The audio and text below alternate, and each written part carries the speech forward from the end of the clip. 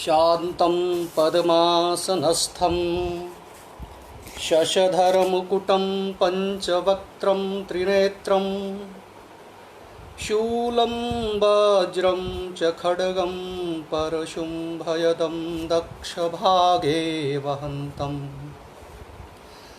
नागं पाशं च घण्टा प्रलयहुतवहं वामभागे नानालङ्कारयुक्तं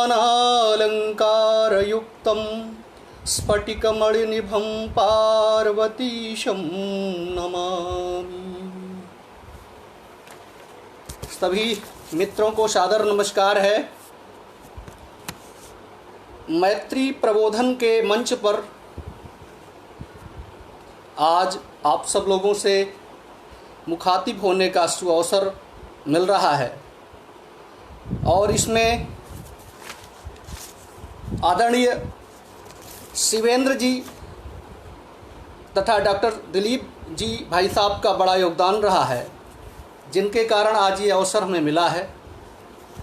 इसके साथ ही साथ मैत्री प्रबोधन मंच की जो सहयोगी टीम है, उन्होंने इस कार्यक्रम के आयोजन में बहुत बड़ा योगदान दिया है और उन सबको मैं बहुत ही हार्दिक स्वागत और अभिनंदन करता हूं, जिनके कारण मुझे ये अवसर मिल रहा है, जिसमें श्री शिवेंद्र सिंह जी शिवाजी हैं, बहन रेणुका चौहान जी, श्री अनिरुद्ध शुक्ला जी, श्री लक्ष्मीकांत मिश्र जी, श्री सत्यम सिंह चौहान जी, श्री मोनू कटारे जी, श्री संदीप द्विवेदी जी, श्री भरत सिंह तोमर जी, श्री शिव कुमार जी।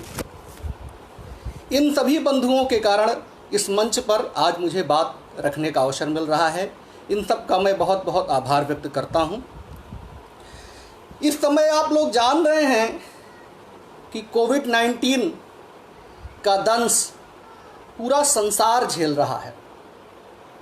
ऐसे समय में आज हम देखते हैं तो लगता है कि सारी मानवता बिल्कुल एक दहशत में आ गई है। आज का एक आम आदमी लग रहा है कि बिल्कुल डरा डरा सहमा सहमा है। आज एक जिंदगी जीने का एक बहुत बड़ा चैलेंज आदमी के सामने पैदा हो गया है और हवा में उड़ान भरने वाला आदमी आज अपने कमरे में, अपने घर में दुबक सा गया है। आज ये विचार करने का हमें समय है, ये विश्लेषण करने का समय है कि हमने वैज्ञानिक विकास तो बहुत कर लिया, हमने तमाम वैज्ञानिक आविष्कार कर लिए, लेकिन क्या इनसे हमको सच्ची शांति मिल सकी? क्या इनसे हमारे स्वास्थ्य का संरक्षण हो सका? शारीरिक, मानसिक और आध्यात्मिक स्वास्थ्य हमारा विकृत हो गया। हम वस्तुओं और सुविधाओं के चक्कर में अपनी मानसिक शांति गंवाते गए और कोरोना वायरस का ये दंश हमें बहुत कुछ सोचने के लिए विवश कर दे रहा है। आज हम देख रहे हैं कि उत्तर से लेकर दक्षिण तक, पूरब से लेकर पश्चिम तक, चारों तरफ एक हाहाकार सा मच गया है। मानवता दिन प्रतिदिन काल के गाल में समाहित होती जा रही है। वैज्ञानिक विवश हो गए हैं। ये बात सही है कि हमारे वैज्ञानिक रात दिन लगे हुए हैं इस समस्या के समाधान के लिए और कोरोना के वैक्सीन को खोजने के लिए हमारे वैज्ञानिक रात दिन परिश्रम कर रहे हैं। परंतु ये भी सच है कि हजारों लोग प्रतिदिन काल के गाल में समाहित होते जा रहे हैं। इन सारी चीज़ों को देखते हुए एक बार फिर से हमें अपने आचार विचारों की समीक्षा करने की आवश्यकता प्रतीत होती है और इसके लिए पूरा संसार भारतवर्ष की ओर देख रहा है। आज दुनिया भारत की तरफ बहुत ही आशा भरी निगाहों से देख रही है कि आखिर भारत ही हमें इस विषय में आगे मार्गदर्शन कर सकता है। वैज्ञानिक क्षेत्र में तो हम दिन प्रतिदिन लगे हुए ही हैं इस समस्या के समाधान के लिए, परंतु जो रोज़मर्रा की चीज़ें हैं, हमें अपने आचार व्यवहार को कैसे करना चाहिए, अपने विचार को कैसे करना चाहिए, अपने दैनंदिन जीवनचर्या को कैसा करना चाहिए, अपने रोज के सुबह से लेकर शाम तक के व्यवहार को, कार्य प्रणाली को किस तरीके से समायोजित करते हुए जीवन जीना चाहिए। इसके लिए भारत से मार्गदर्शन चाह रही है दुनिया, और हमारे ऋषियों ने इसके लिए बहुत पहले ही समाधान खोज लिया था। मतलब समस्या आने के पहले ही हमारे यहाँ समाधान उपलब्ध है। यह चीज़ बहुत ही महत्वपूर्ण है।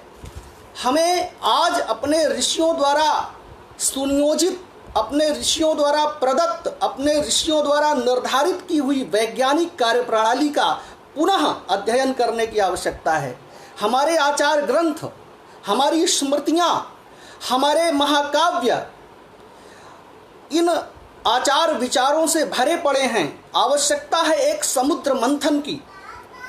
हमें इस बात को खोज निकालना है, हमें उन वैज्ञानिक तौर तरीकों को खोजने की आवश्यकता है जिनमें हमारी समस्या का समाधान बताया गया है। सबसे पहली बात आज ये देखने की आवश्यकता है कि हमें स्वच्छता और शुद्धता पर बहुत ही बल देने की आवश्यकता है। आज ये बताया जा रहा है, हमारे वैज्ञानिक कह रहे हैं कि हमें 2-2 घंटे, 1-1 घंटे के अंदर हाथ साबुन से धुलना है,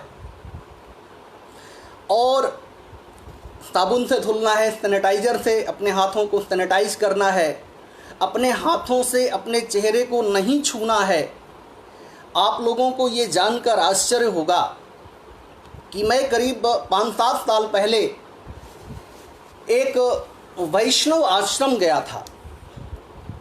वैष्णव आश्रम में 3-4 दिन मुझे रहने का अवसर प्राप्त हुआ था, और वैष्णव संतों के साथ मैंने उन 3-4 दिनों को बहुत अच्छे से बिताया था। मुझे ये बड़ा आश्चर्य हुआ आज के परिप्रेक्ष्य में, जब मैं उस बात को स्मरण करता हूँ। मैं देख रहा था कि मैं भोजन कर रहा था संतों के साथ, और धोखे से मेरा हाथ मेरे गाल का स्पर्श कर लिया। बगल के संत ने तत्काल टोक दिया कि भैया पहले अपना हाथ धुल लो, उसके बाद खाना खाना। मैं आश्चर्य में पड़ गया कि आखिर ये मुझे हाथ धुलने के लिए क्यों कह रहे हैं। बाद में मुझे पता चला कि मैंने भोजन करने के दरमियान अनचाहे में ही, धोखे से ही, बिना जानते हुए मेरा हाथ गाल में चला गया था। अब आप ये समझिए कि ये चीज़ें कितनी गहराई से बैठी हुई हैं। हजारों साल से हमें ये बताया गया है कि शरीर के अंगों का अनावश्यक स्पर्श नहीं करना चाहिए, और अगर धोखे से स्पर्श हो गया है तो उस हाथ को पहले धुल लेना चाहिए, तदनंतर कार्य को संपादित करना चाहिए। ऐसे ही कई ऐसी घटनाएं हैं। आपको ये जानकर आश्चर्य होगा कि अगर हाथ शरीर के किसी भी अंग में, आँख का स्पर्श कर लिया, कान का स्पर्श कर लिया, सर का स्पर्श कर लिया, तुरंत हाथ धुलना है। हाथ धुलने के पश्चात ही हमें भोजन करना है। हाथ धुलने के पश्चात तो भोजन करना ही चाहिए, लेकिन एक होती है स्वच्छता और एक होती है शुद्धता। भले ही हमने हाथ बहुत अच्छे से धुल रखा है, परंतु जब तक हमारा हाथ अच्छे से शुद्ध नहीं होगा तब तक हम भोजन करने के अधिकारी नहीं हैं। ये हमने संतों से सीखा है। हमारे एक मित्र हैं जो वैष्णव साधु हैं, उनके साथ बहुत दिनों तक मुझे कई बार रहने का अवसर प्राप्त हुआ। तो ये छोटी छोटी बातें मैं उनसे सीखा, और आज के परिप्रेक्ष्य में जब मैं उन बातों को स्मरण करता हूँ तो लगता है कि देखिए किस तरीके से हमारे संत महात्मा इन बातों को बड़ी सूक्ष्मता से जानते थे कि कहीं ना कहीं वायरस हमारे हाथ में आ सकता है और उसके माध्यम से हमारे शरीर में प्रवेश कर सकता है। इसलिए वो पुनः पुनः हाथ धुलने की बात कर रहे हैं। तो आपको मैं एक बात और बताना चाहूँगा कि मेरी माता जी हैं, अगर रसोई घर में कोई बिना स्नान किए प्रवेश कर जाता है तो उस दिन मेरी माता जी भोजन नहीं करती हैं। अगर बिना वस्त्रों को बदले हुए, बिना स्नान किए हुए रसोई घर में कोई घुस गया, किसी ने खाद्य सामग्री का स्पर्श कर लिया, तो माताजी भोजन उस दिन नहीं करती हैं। और ये आज से नहीं है, जब से मैंने होश संभाला तब से मैं ये देख रहा हूँ। अब आप समझिए कि इसके पीछे कितना बड़ा वैज्ञानिक तथ्य है। ये हजारों वर्षों से ऐसा हो रहा है। शुद्धता और स्वच्छता का कितना बड़ा ध्यान रखा जा रहा है। हमारे ऋषियों ने जो एक परंपरा स्थापित की है, अब इसके पीछे स्पर्श दोष को कोई कह सकता है? स्पर्श दोष तो है ही, एक अस्पृश्यता। ये जो छुआछूत की बात है, ये तो छुआछूत का एक निगेटिव, नकारात्मक स्थान हो गया। एक जो सकारात्मक है, वो छुआछूत का मतलब ही यही है कि हमें अपने आप में रहना है, हमें दूसरे का स्पर्श नहीं करना है, क्योंकि दूसरे के स्पर्श करने से उसके परमाणु हमारे अंदर प्रवेश कर जाते हैं और वो हमें विकृत कर सकते हैं। हमें वैज्ञानिक ढंग से इस बात को समझना है। बाकी कोई नीची जाति का है, ऊंची जाति का है, इसकी कोई बात नहीं है। सबके अंदर वही आत्म तत्व है, सबके अंदर वही खून है, वही हाड़ मांस है। कोई छोटा बड़ा नहीं है, कोई ऊंच नीच नहीं है, परंतु एक दूसरे के स्पर्श से हमारे अंदर कहीं ना कहीं बहुत बड़ी चीज़ें प्रवेश कर जाती हैं, नकारात्मक चीज़ें प्रवेश कर जाती हैं। इसलिए हमें स्पर्श से बचना है। मैं कई ऐसे संतों से मिला हूं जो चरण स्पर्श नहीं करने देते हैं। कई बार मैंने जानने की कोशिश की आखिर चरण स्पर्श क्यों नहीं करने दे रहे हैं, तो उसके पीछे उनकी एक निरहंकारिता तो है ही कि सामने के वाले के अंदर भी वही परब्रह्म परमात्मा है। लेकिन इसके साथ ही साथ उन्होंने ये भी बताया कि देखिए, अगर कोई हमें स्पर्श करता है तो उसके गुण दोषों का हमारे अंदर आगमन हो सकता है। ये बड़ी ही वैज्ञानिक और सूक्ष्म बात है। उसके वायरस हमारे अंदर आ सकते हैं, हमारी तपस्या को भंग कर सकते हैं, हमारी साधना को प्रभावित कर सकते हैं। इसलिए हम स्पर्श से बचते हैं। तो ये आज से नहीं है, ये हजारों वर्षों से हमारे अंदर, हमारे स्मृति ग्रंथों में लिखा गया है, हमारे आचार ग्रंथों में लिखा गया है। इस बात को आज दुनिया अब जान पाई है। दुनिया तो गले मिलकर अभिवादन करती है, चुंबन करके अभिवादन करने की परंपरा रही है पश्चिमी देशों में, लेकिन आज वही पश्चिमी देशों के राष्ट्राध्यक्ष नमस्ते कर रहे हैं। ये क्या है? ये भारतीय ऋषियों की, भारतीय मनीषा की ये एक बहुत बड़ी उपलब्धि है। उनकी वैज्ञानिक सोच का एक बहुत बड़ा उदाहरण है। हम ये चीज़ बहुत पहले से करते आ रहे हैं और आज भी कर रहे हैं। इस चीज़ को अच्छे से समझने की आवश्यकता है। तो ये शुद्धता हुई, ये स्वच्छता हुई, और शुद्धता तथा स्वच्छता के माध्यम से ही हम कुछ कर सकते हैं। हम अपने आप को इस कोविड-19 के दंश से अपने आप को बचा सकते हैं, अन्यथा हम संक्रमित हो सकते हैं। हमारे यहाँ ये कहा गया कि शतम विहाय भोक्तव्यम सहस्त्रम स्नानमाचरेत्। कहा सैकड़ों कामों को छोड़कर भोजन करिए, लेकिन सहस्त्रम स्नानमाचरेत्, हजारों कामों को छोड़कर स्नान करिए। शतम विहाय भोक्तव्यम सहस्त्रम स्नानमाचरेत्, लक्षम विहाय दातव्यम कोटिम त्यक्त्वा हरिम स्मरेत्। तो अगर 100 काम को छोड़कर भोजन करने की आवश्यकता है, तो 1000 काम को छोड़कर स्नान करने की आवश्यकता है, ऐसा हमारे ऋषि कहते हैं। क्योंकि स्नान करने के पश्चात ही अगर हम कुछ कार्य करेंगे तो उसका जो वो कार्य होगा वो अधिक शुद्ध होगा, वो स्वच्छ होगा। भोजन भी अगर हम बिना स्नान के करते हैं तो विकृत हो जाता है, हमारे अंदर सात्विकता नहीं आ पाती है, हमारे अंदर तमोगुण और रजोगुण का अभिनिवेश होने लगता है, हमारा सत्व गुण धीरे धीरे क्षीण होने लगता है। तो इस बात को तो बहुत पहले से हमारे ऋषि जानते थे। और आज उन कार्यों को, उन विचारों को पुनः वो प्रासंगिक हो गए हैं। पुनः आज उनको आचरण कर रही है, सारी दुनिया अपने आचरण में ला रही है। तो इन चीज़ों को आज देख रहे हैं हम। हमारे जो आचार विचार रहे हैं वो अत्यंत वैज्ञानिक, अत्यंत प्रासंगिक, सार्वदेशिक हैं। वो किसी एक काल के लिए नहीं है, एक देश के लिए नहीं है, एक व्यक्ति के लिए, एक समुदाय के लिए, एक धर्म के लिए नहीं है। वो सनातन है और सनातन सबके लिए होता है, किसी एक के लिए नहीं होता है। हमारी संस्कृति ने बहुत समय पहले से डिंडिम नाद किया है, सर्वे भवन्तु सुखिनः, सर्वे सन्तु निरामयाः, सर्वे भद्राणि पश्यन्तु, माँ कश्चित् दुर्भाग् भवेत्। इसमें कहाँ कोई धर्म है, कहाँ कोई संप्रदाय है, कहाँ कोई जाति है। इसमें सबके लिए कहा गया है, सबके लिए प्रार्थना की गई है। हमारे यहाँ तो समग्र विश्व को ही एक कुटुंब की तरह कहा गया है। अयम निजः परो वेति गणना लघु चेतसाम उदार चरितानाम तु वसुधैव कुटुंबकम। हमारे यहाँ समग्र पृथ्वी को, समग्र वसुधा को ही एक परिवार के तुल्य माना गया है और इसमें रहने वाले समस्त जन हमारे कुटुंबी हैं। इसमें कोई धर्म, जाति, समुदाय, देश, किसी का कोई स्थान नहीं है। हम मनुष्यता को, हम मानवता को, हम सदाचार को वरीयता देते आए हुए हैं। इसलिए आज दुनिया विवश होकर हमारी तरफ देख रही है और आचार मीमांसा में भारतवर्ष की तुलना कहीं किसी से नहीं हो सकती है।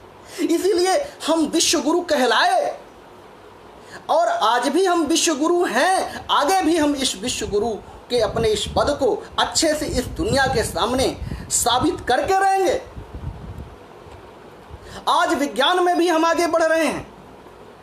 आज हर क्षेत्र में भारतवर्ष आगे प्रगति कर रहा है। भारत आज सारी दुनिया का मार्गदर्शन कर रहा है। हमारे यहाँ जो विद्या रही है ना, वो विवाद का विषय नहीं रही है। हमारे यहाँ जो धन रहा है ना, वो मद का विषय नहीं रहा है। हमारे यहाँ जो शक्ति रही है ना, वो दूसरों को कष्ट देने का विषय नहीं रही है। इसलिए हमारे ऋषियों ने कहा, विद्या विवादाय धनम मदाय शक्ति परेशान परपीडनाय खलस्य साधोः विपरीतमेतद् ज्ञानाय दानाय चरक्षणाय।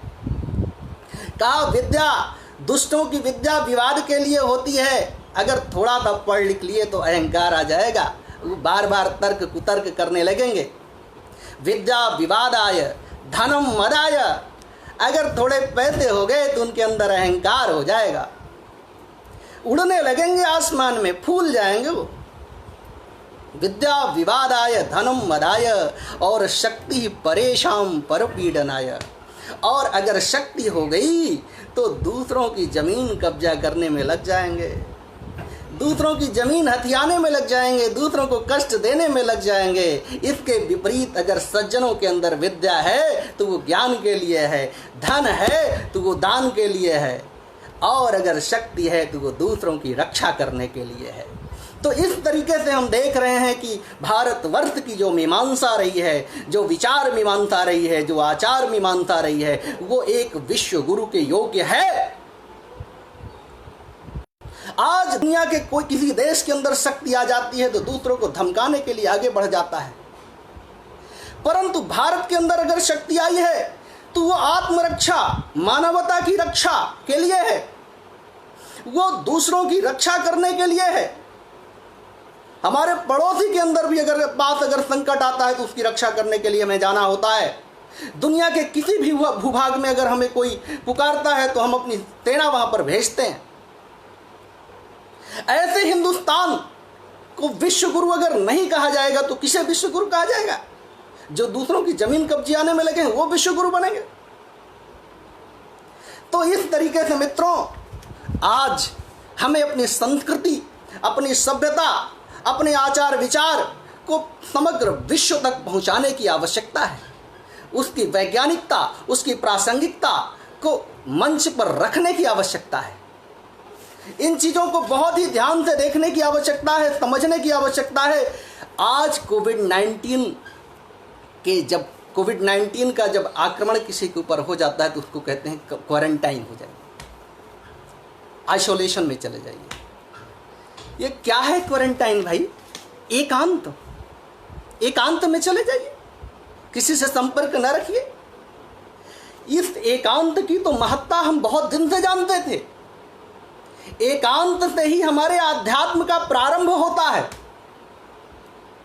बिना एकांत में जाए हम कोई कार्य ही, एकांत को प्रतिभा की पाठशाला कहा गया।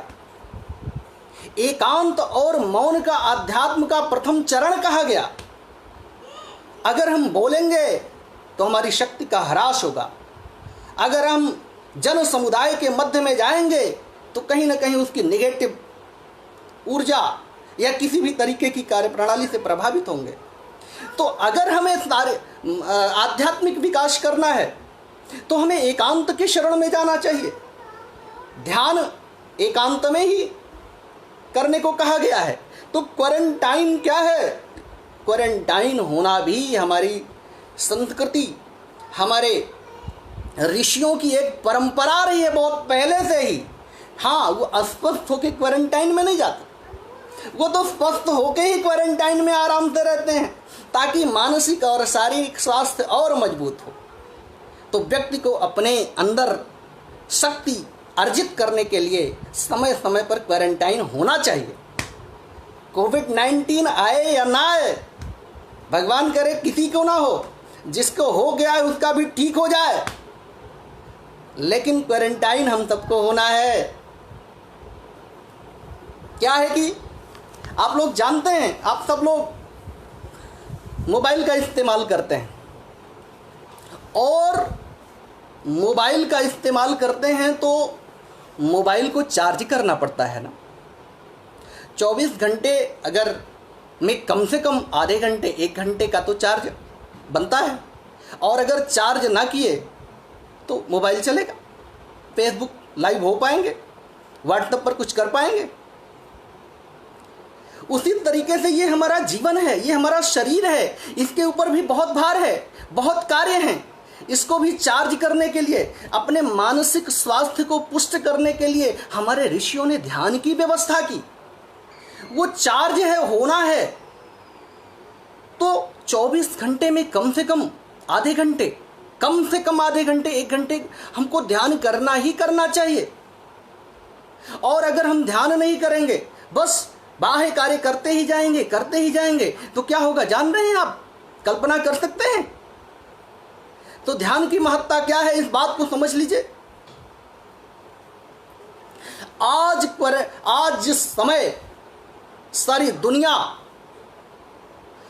कोविड-19 के दंश से गुजर रही है, ऐसे समय में हमें अपने मानसिक स्वास्थ्य को पुष्ट करने के लिए हमें ध्यान की शरण में जाना ही होगा, हमें योग की शरण में जाना ही होगा, और हम जा रहे हैं। महर्षि पतंजलि ने योग दर्शन की खोज भारतवर्ष की धरती पर की, और आज योग पूरी दुनिया के कोने कोने में पहुंच गया है। योग किसी एक धर्म के लिए नहीं है, किसी एक जाति के लिए नहीं है, समग्र वसुधा के लिए है, समग्र विश्व के लिए है। तो योग की महत्ता क्या है, इसको तो हम करके ही जान सकते हैं। तो योग है, हमारी इम्यूनिटी सिस्टम को मजबूत करता है, हमें रोगों से लड़ने की क्षमता देता है, हमारे शारीरिक और मानसिक स्वास्थ्य को पुष्ट करता है, हमारी आंतरिक शांति को पुष्ट करता है। तो योग ये है। अरे भोग को भी अच्छे से भोगने के लिए हमें योग की शरण में जाना होता है, अन्यथा भोग भोगने की शक्ति ही नहीं रह जाएगी। भोग भोगने के लिए हमें योग को अंगीकार करना होता है, अन्यथा हॉस्पिटलाइज हो जाएंगे। तो योग तो आज की डेट की एक अनिवार्यतम आवश्यकता हो गई है, ना चाह कर भी योग की शरण में जाना होगा। योग केवल शारीरिक स्वास्थ्य को पुष्ट नहीं करता है, ये जो अष्टांग योग है, यम नियम आसन, प्राणायाम प्रत्याहार, धारणा ध्यान समाधि, ये अष्टांग योग आज बहुत ही प्रासंगिक हो गया है, ये बहुत ही वैज्ञानिक है। तो ये सही है कि ये जो यम नियम हैं आज के परिवेश में, आज के संसार में, आज के समाज में, आज के रहन सहन में हम पूरी तरीके से अपने जीवन में इसको आचरित नहीं कर सकते, लेकिन फिर भी ये भी सही है कि हम प्रयास तो कर सकते हैं। शौच, संतोष, तप, स्वाध्याय, ईश्वर प्रणिधान का, अहिंसा, सत्य, अस्तेय, ब्रह्मचर्य, अपरिग्रह, यम और नियम, ये हैं। इनको पूरी तरीके से अगर अपने जीवन में हम आचरित नहीं कर सकते हैं तो इनको अपने जीवन में आचरित करने का एक अंदर से सकारात्मक प्रयास तो कर सकते हैं। सत्य बोलना अपने जीवन में ले आएं। देखिए, सत्य बोलने की कोशिश नहीं करनी चाहिए, सत्य तो प्रवेश करता है जीवन में। जब हमारे अंदर सात्विकता आती है ना, तब हमारे अंदर सत्य स्वयमेव आ जाता है। और जब हमारे अंदर रजोगुण और तमोगुण का बाहुल्य रहता है तो सत्य धीरे धीरे जो रहता भी है वो भी विदा होने लगता है। तो सत्य के लिए कोई कोशिश नहीं करना है, इसके लिए अपने कार्य व्यवहार को सुधारना है, अपने विचारों को सुधारना है, एक दिशा देनी है, तो हमारे अंदर सत्य आएगा। स्तेय, सत्य, अस्तेय, ब्रह्मचर्य, अपरिग्रह, ये सारी चीज़ें, ये सारे सिद्धांत हमारे जीवन में आचरित होंगे अगर हमें अपने जीवन में अपना शारीरिक, मानसिक और आध्यात्मिक विकास करना है। तो भारतीय मनीषा द्वारा बताए गए मार्ग पर हमें चलना होगा। ये आज समय की आवश्यकता है और मैत्री प्रबोधन मंच ने ये एक बहुत बड़ा पुनीत कार्य किया है कि इस विषय पर लोगों को आमंत्रित कर रहे हैं, उनके विचारों को जान रहे हैं।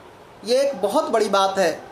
मैं इनके लिए बहुत बहुत मेरे अंदर से इनके लिए मंगल कामना है। तो आज के परिप्रेक्ष्य में कोरोना वायरस जब दिन दूना रात चौगुना बढ़ रहा है, ऐसे में एक आम आदमी जो है, जो घर में बैठा हुआ है, आखिर किस तरीके से अपने अंदर पॉजिटिविटी लाए, किस तरीके से उसको संतोष हो, किस तरीके से वो शांत रह सके, किस तरीके से वो अपने आप को समायोजित कर सके इस समाज में, इसको बहुत ही विचार करने की आवश्यकता है। इसके लिए हमारे ऋषियों ने कहा कि हमें अपने अंदर से सबके लिए शुभ कामना करनी चाहिए, सबके लिए मंगल कामना करनी चाहिए। अब सबके लिए शुभ कामना और सबके लिए मंगल कामना करने से क्या होगा, ये बहुत ही वैज्ञानिक, सूक्ष्म वैज्ञानिक तत्व है।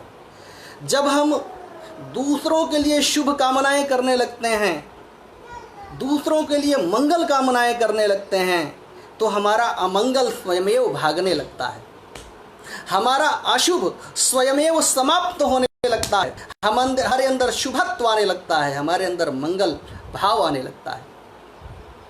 जब हम कहते हैं अमुक का शुभ हो, अमुक का मंगल हो, अमुक का कल्याण हो, हे भगवान कल्याण हो विश्व का, तब क्या होता है? तब हमारे अंदर की सकारात्मकता जगने लगती है। और पूजा के बाद हजारों वर्षों से हम कह रहे हैं कि धर्म की जय हो, अधर्म का नाश हो, प्राणियों में सद्भावना हो, विश्व का कल्याण हो, विश्व का कल्याण हो। ये क्यों कह रहे हैं? इसके पीछे बहुत बड़ी वैज्ञानिकता काम कर रही है। और ये वैज्ञानिकता, ये सूक्ष्म बात है कि हमारे अंदर की सकारात्मकता ऊर्ध्वगामी होती है, हमारे अंदर का तत्व जगता है, हमारे अंदर परेशानियों से लड़ने की क्षमता आने लगती है, हमारे अंदर सेवा भाव विकसित होने लगता है। जब हम दूसरों के लिए शुभ कामना करते हैं, जब हम दूसरों के लिए मंगल कामना करते हैं, अरे हमने तो भगवान राम का भी मंगल मनाया है, मंगलम कौशलेंद्राय महनीयम, हमने तो भगवान का भी मंगल कहा है। अरे भाई, भगवान हमारे मंगल के भूखे हैं क्या? हम उनको आशीर्वाद दे सकते हैं। लेकिन फिर भी ऋषियों ने मंगलानुशासन में लिखा कि मंगलम कौशलेंद्राय, कौशलेंद्र भगवान राम का मंगल हो। क्यों कहा गया? ये सिर्फ इसलिए कहा गया कि भगवान राम का मंगल अगर हम चाहेंगे तो समग्र वसुधा का मंगल होगा, क्योंकि कण कण में राम है, जन जन में राम है, सर्वत्र राम ही तो है, राम के अलावा है क्या। और जब राम का मंगल होगा तो सबका मंगल होगा, हमारा भी मंगल होगा उसमें। तो ये बात है, ये बहुत ही सूक्ष्म बातें हैं। मैं पिछले 3-4 साल पहले देव समाज के एक बहुत बड़े संत से मिला था। मैं उनके संपर्क में आया तो मैं देखकर ये दंग रह गया, ये जानकर दंग रह गया कि उन्होंने कहा ये जो शुभ कामना मंत्र है इससे बहुत बड़े बड़े रोग दूर हो जाते हैं। हमने कहा वो कैसे श्रीमान जी? उन्होंने कहा कैंसर जैसे रोग भी दूर हुए हैं। हमने कहा कैसे? कहा अंदर से जब हम शुभ, सबका शुभ हो, सबका शुभ हो, अमुक का शुभ हो, मित्र का शुभ हो, शत्रु का शुभ हो, मंगल हो, कल्याण हो, जड़ चेतन सबका शुभ हो, जब हम लगातार ऐसे करने लगते हैं तो हमारे अंदर एक जबरदस्त इम्यूनिटी सिस्टम हमारा मजबूत होता है। हमारे अंदर एक पावर आती है जो रोगों से लड़ सकती है। और धीरे धीरे क्या होता है कि हम मजबूत होते चले जाते हैं और रोग क्या होता है वो पराजित होता चला जाता है। मैं ये जानकर मेरे लिए ये एकदम सर्वथा नई बात थी। मैं ये जब से जाना मुझे लगा कि इस बात को अधिकतम लोगों तक पहुंचाना चाहिए, और आज ये मंच आपने हमें दिया है तो मैं यहाँ से कह सकता हूँ कि सबका शुभ हो, सबका मंगल हो, सबका कल्याण हो। इस वाक्य को मंत्र की तरह जपने की आवश्यकता है। जैसे हम मंत्र का जप करते हैं माला लेकर, वैसे इस वाक्य का जप करेंगे तो क्या होगा, हमारे अंदर एक सकारात्मकता आएगी। सबका शुभ हो, सबका शुभ हो, सबका मंगल हो, सबका कल्याण हो, माता का मंगल हो, पिता का मंगल हो, चाचा का मंगल हो, चाची का मंगल हो, मित्र का मंगल हो, शत्रु का मंगल हो, सबका मंगल हो।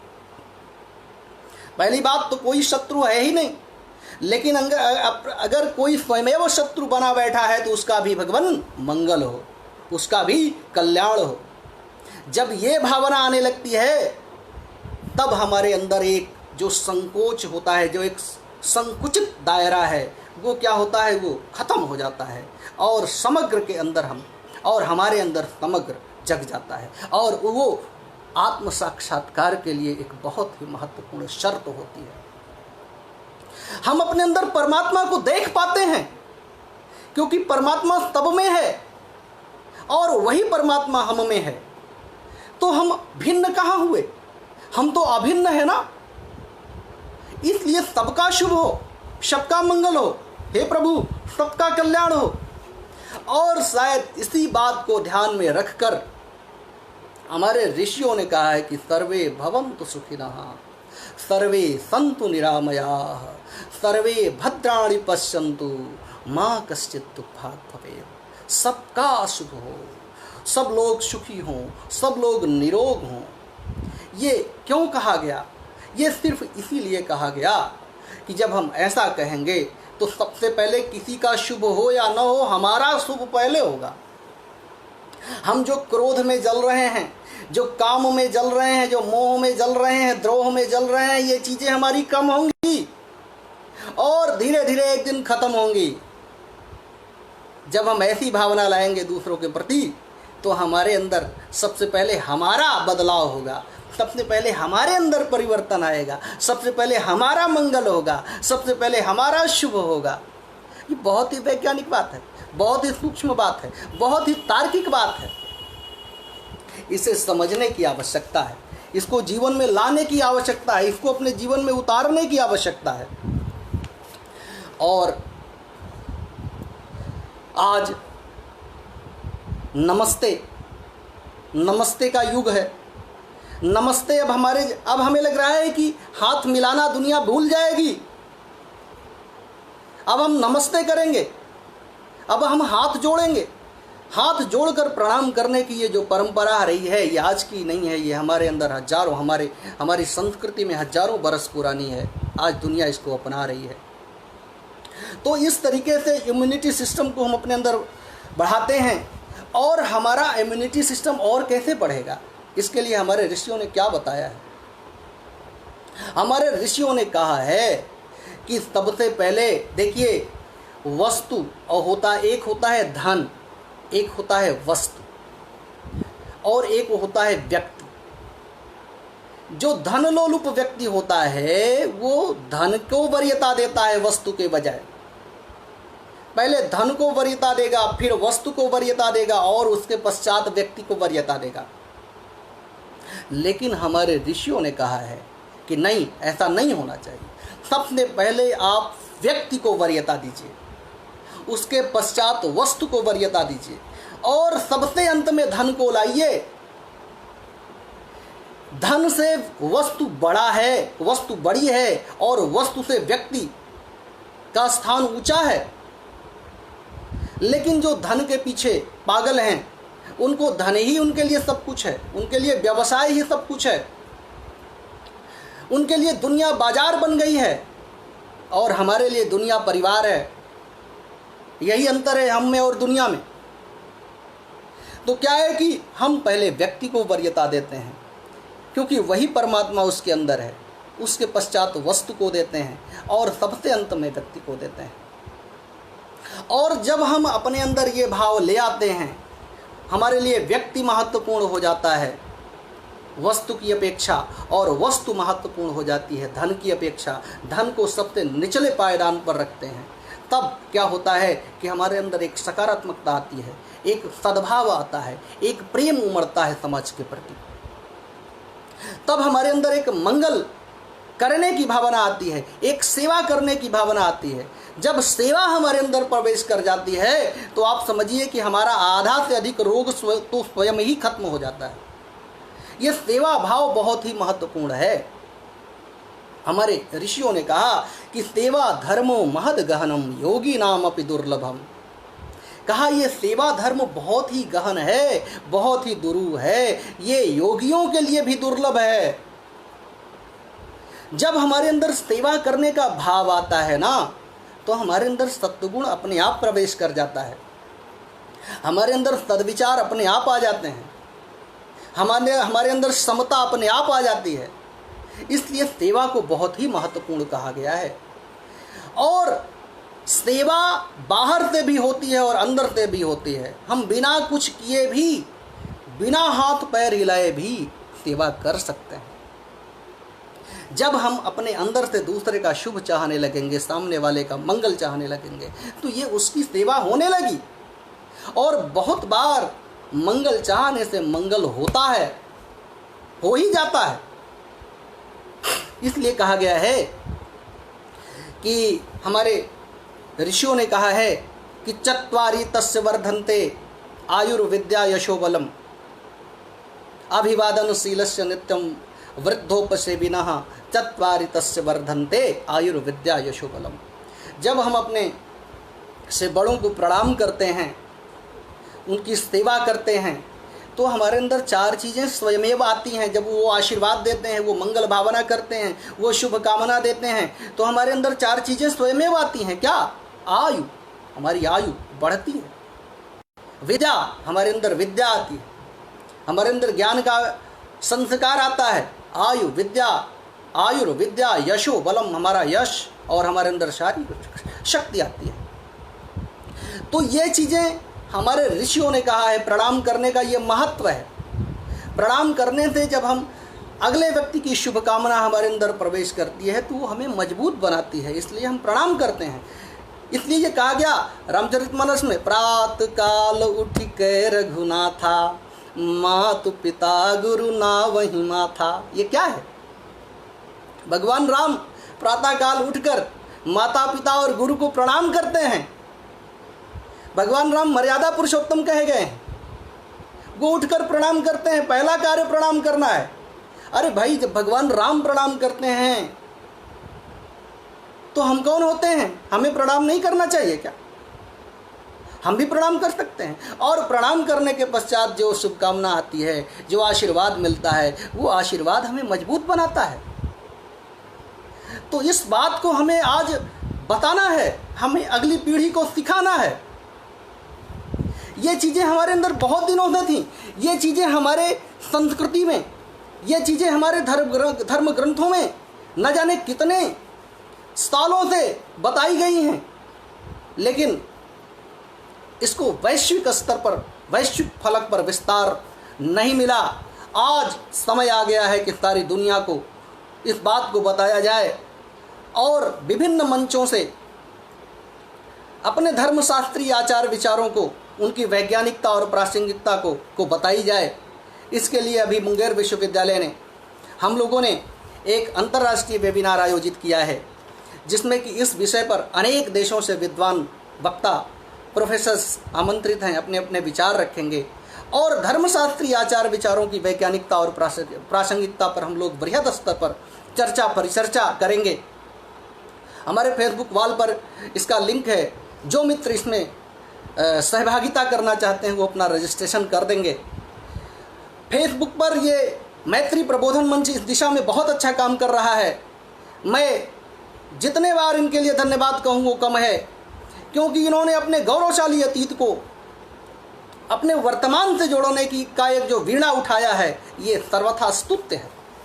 इस बात के लिए हम उन्हें बहुत ही उनका अभिनंदन करते हैं और उनके लिए मंगल भावना करते हैं कि ये कार्य आगे बढ़े और पूरी दुनिया में इस फलक को, इस विचार को विस्तार मिले।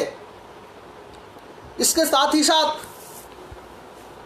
हमारी सनातन संस्कृति के जो मूल तत्व हैं वो संसार के विभिन्न कोनों में जाना चाहिए। लोगों तक उनकी वैज्ञानिकता का प्रचार होना चाहिए, प्रसार होना चाहिए।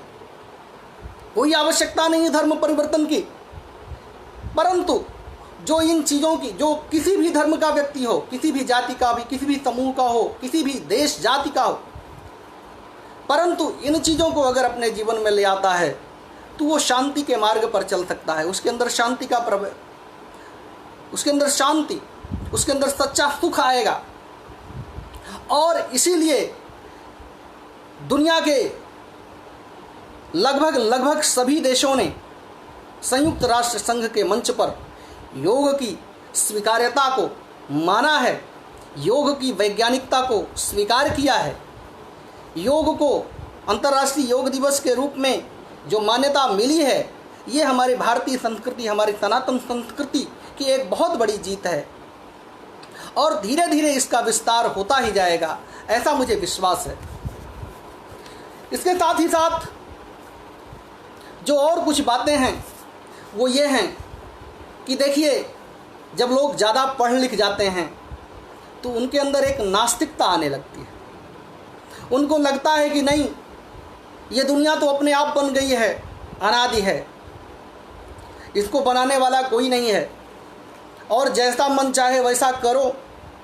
हमारे पास धन है, हमारे अंदर सामर्थ्य है, तो हम सब कुछ कर सकते हैं।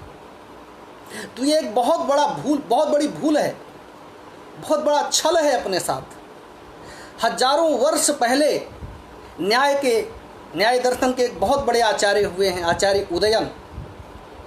उन्होंने कहा था कि संदिग्धे परलोकेपि कर्तव्यो धर्म संचयः नास्ति चेत तत्र का हानि अस्ति चेत नास्तिको हताः।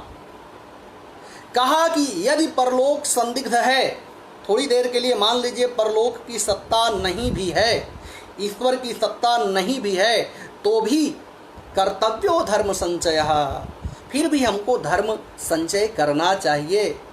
तब भी हम अपने धार्मिक संस्कारों को छोड़े नहीं, हम सदाशयतापूर्वक अच्छे कर्म करते रहें, हम पुण्य कर्म एकत्रित करते रहें, धर्म के मार्ग पर चलते रहें, क्योंकि नास्ति चेत तत्र का हानि। अगर परलोक नहीं है, अगर ईश्वर नहीं भी है, तो उसमें कोई हानि नहीं है, कोई हमें दंड नहीं मिल जाएगा कि क्यों भाई धर्म संचय क्यों किया तुमने, धर्म के मार्ग पर क्यों चले।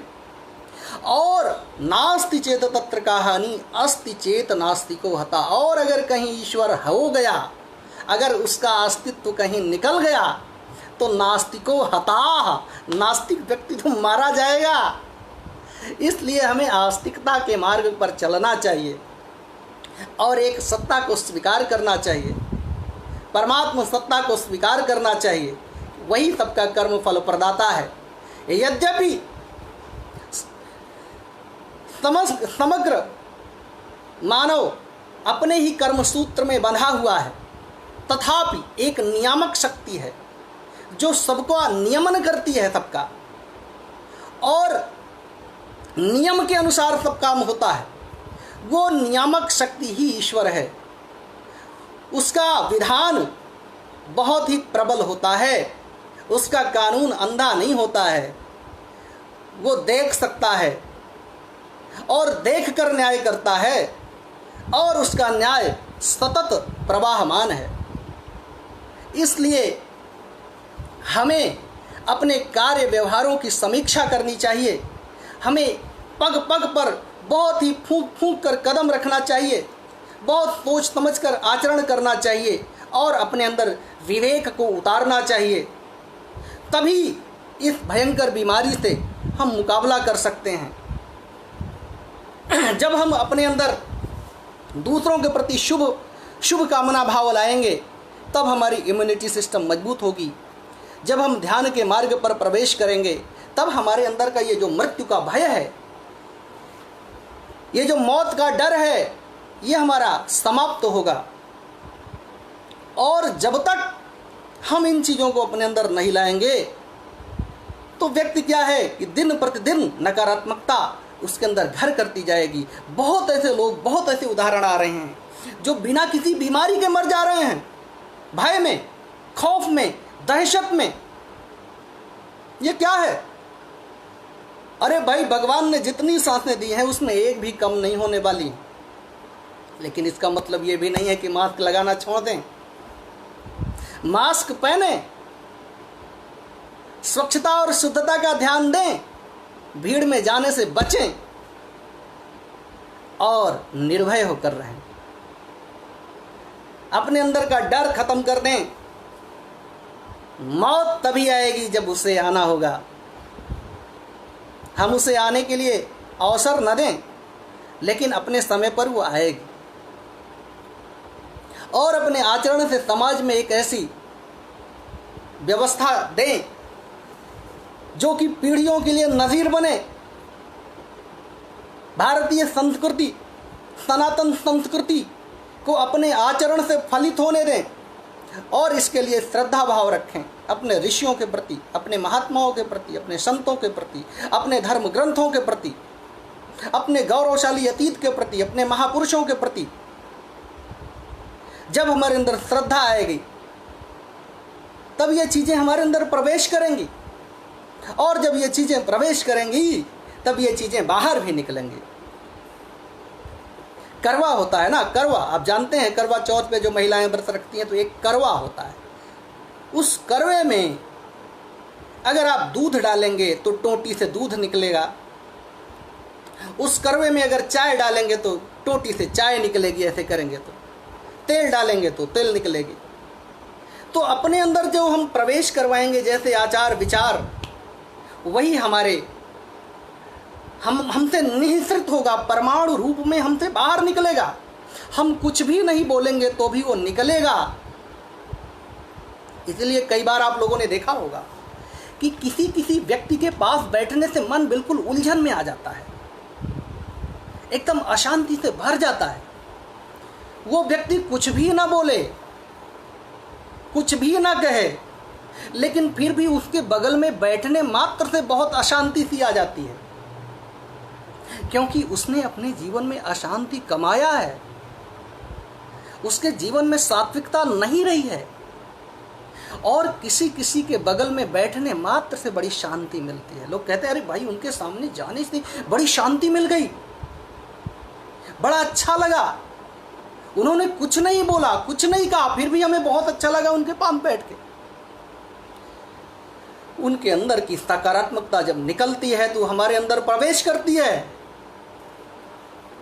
तो ये चीजें हैं। इसीलिए कहा गया है कि सत्संग में बिना कुछ किए भी उन्नति होती है। सूत्र वाक्य समझ लीजिए मित्रों।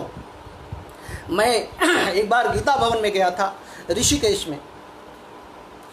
ऋषिकेश में गीता भवन है और वहाँ पर बहुत बड़े एक संत हुए हैं जिनका प्रवचन हुआ करता था, स्वामी राम सुखदास जी महाराज।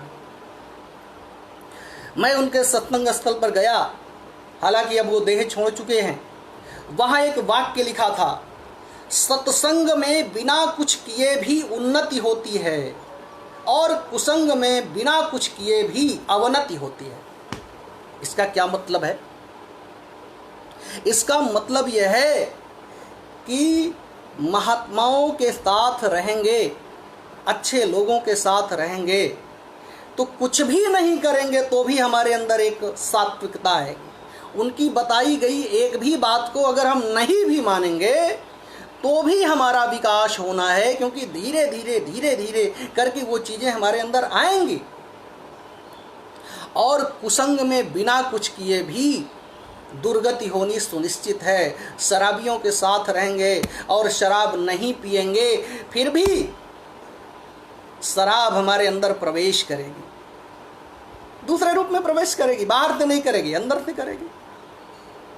इसलिए कहा गया है क्या कि कुसंग का परित्याग करना चाहिए। सत्संग की कितनी महिमा गाई गई है हमारी संस्कृति में, हमारे सनातन धर्म संस्कृति में सत्संग का इतना बड़ा महत्व क्यों है?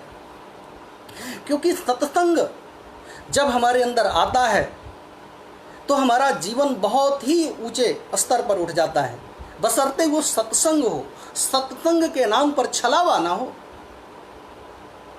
आज तो सत्संग के नाम पर अगर जो छलावा कर रहे हैं उनसे बचने की आवश्यकता है। अच्छे लोगों का संग करना चाहिए और बुरे लोगों के प्रति उदासीन होना चाहिए। दूर हो जाइए, उनके प्रति द्वेष की आवश्यकता नहीं। ध्यान रखिए, हमारे ऋषियों ने यह बताया कि अच्छे लोगों का अनुकरण करिए, लेकिन बुरे लोगों के प्रति द्वेष मत लाइए, उनके प्रति उदासीन हो जाइए, उनका चिंतन ही नहीं करना है।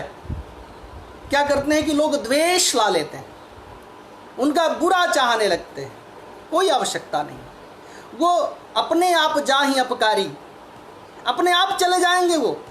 और अगर हम बुरा मनाएंगे तो उनका बुरा हो या ना हो, पहले हमारा बुरा हो जाएगा, क्योंकि हमारे अंदर एक नकारात्मक शक्ति प्रवेश कर जाएगी। वो हमारा अमंगल कर देगी, वो हमारा अशुभ कर देगी, वो हमें पतित बना देगी। इसलिए ये बहुत ही महत्वपूर्ण बात है और जीवन के रोजमर्रा के जीवन में आने वाली बात है। किसी भी बुरे व्यक्ति का दर्शन हो जाए तो हो सके तो शुभकामना कर दीजिए, अन्यथा उदासीन हो जाइए उसके प्रति और चल दीजिए वहाँ से। ना उसका संग करना है, ना उसका बुरा मनाना है, क्योंकि वो तो अपने कर्म में खुद ही बंधा है। सुखस्य दुःखस्य न कोपि दाता परो ददात इति कुबुद्धिरेषा, परो ददात इति कुबुद्धिरेषा स्वकर्म सूत्रे ग्रथितो ही लोकः। कहा कि अपने ही कर्म सूत्र में सारा संसार बंधा हुआ है। जब अपने कर्म सूत्र में बंधा हुआ है तो अपना पाप पुण्य वो स्वयं भुगतेगा। इसलिए हमें क्या करना है? तो ये चीज़ें हैं, कुछ मोटी मोटी चीज़ें हैं जिनको ध्यान देने की आवश्यकता है। और इन चीज़ों पर ध्यान देने से क्या है कि हम अपना मंगल कर सकते हैं और अपने साथ साथ पूरे समाज का मंगल कर सकते हैं। जब समाज का मंगल होगा तो हमारा मंगल होगा, और जब हमारा मंगल होगा तो समाज का मंगल होगा। दोनों अन्योन्यासिक चीज़ें। तो चाहे व्यष्टि से समष्टि की यात्रा करें और चाहे समष्टि से व्यष्टि की यात्रा करें, व्यष्टि से ही समष्टि की तरफ जाया जाता है। तो पहले अपना सुधार करें, हम सुधरेंगे जग सुधरेगा। हम अपनी बुरी आदतों को छोड़ें, हम अपने अंदर अच्छी आदतों को लाएं, अपने आप संसार का एक व्यक्ति सुधरेगा तो और लोग भी सुधरेंगे। और संसार के प्रति हम सद्भाव रखें, मानव मात्र के प्रति हम सद्भाव रखें तो हमारा मंगल होगा, हमारे अंदर मृत्यु का भय समाप्त होगा। देखिए क्या है कि लोग मरने से डरते हैं। ये जीवन सबको प्रिय है, चाहे मनुष्य हो चाहे मनुष्यतर हो, सबको जीवन प्रिय है। तो लोग मरने से डरते हैं, लेकिन ये मरने से डरने से मृत्यु को टाला नहीं जा सकता है, मृत्यु तो आएगी ही आएगी। लेकिन अगर हम सन्मार्ग पर चलने लगेंगे, ऋषियों के चिंतन को अपने अंदर लाने लगेंगे, अपने अंदर आचरण का विषय बनाएंगे, ध्यान के मार्ग पर चलेंगे, अष्टांग योग को अपने जीवन में उतारेंगे, तो क्या है, मृत्यु का भय समाप्त हो जाएगा। क्योंकि मृत्यु सबसे बड़ी मिथ्या है। हमारे अंदर तो जो आत्मसत्ता है वो तो अमर है। हम तो अमरता के पुजारी हैं। ऋषियों ने आत्मा की अमरता का गान गाया है। आत्मा तो मरती नहीं है ना। देह अपने पंच तत्वों में मिल जाती है, परंतु जो देह के अंदर जो देही है, वो देही पुनः दूसरे शरीर को प्राप्त हो जाता है। और गीता में यही बात कही गई है, वासांसि जीर्णानि यथा विहाय नवानि गृह्णाति नरो पराणि तथा शरीराणि विहाय जीर्णानि अन्यानि संयाति नवानि देहि। भगवान श्री कृष्ण ने मृत्यु के भय को बहुत ही अच्छे तरीके से निवारण किया है और कहा है कि जिस तरीके से पुराने कपड़े को छोड़कर हम नए कपड़े को धारण करते हैं, तो पुराने कपड़े के प्रति कोई मोह नहीं रहता है हमें, बल्कि नए कपड़े को धारण करने का एक सुख रहता है, एक उतार रहता है, एक तरंग रहती है, एक उमंग रहती है। वैसे ही जीवात्मा जब अपने अंदर परमात्मा के नियम को अंगीकार कर लेता है तो उसके अंदर मृत्यु का भय समाप्त हो जाता है और शरीर को छोड़ने के पश्चात नई शरीर को धारण कर लेता है। क्योंकि इसके अंदर जो शरीरी है वो अवध्य है। नयनम क्षिदन्ति शस्त्राणि नयनम दहति पावकः न चैनम क्लेदयन्त्यापो न शोषयति मारुतः। कहा इसको कोई जला नहीं सकता, कोई गला नहीं सकता, शस्त्र छेद नहीं सकते हैं, अग्नि जला नहीं सकती है। किस बात का डर है भाई? और डर क्यों है? इसके पहले तो हजारों शरीर छूटे हैं ना, लाखों शरीर छूटे हैं। न जाने कितने माता पिता मिले हमें, कितने पुत्र पत्नी मिले, सब छूट गए। किसी का याद है क्या? ये भी छूटेगा, एक समय आएगा ये भी छूटेगा, कोई रोक नहीं सकता। दूसरा मिलेगा, दूसरी शरीर मिलेगी। तो मृत्यु का भय नहीं होना चाहिए हमें। हाँ, मृत्यु को अपने से नहीं बुलाना चाहिए, आ बैल मुझे मार, ये भी नहीं करना है।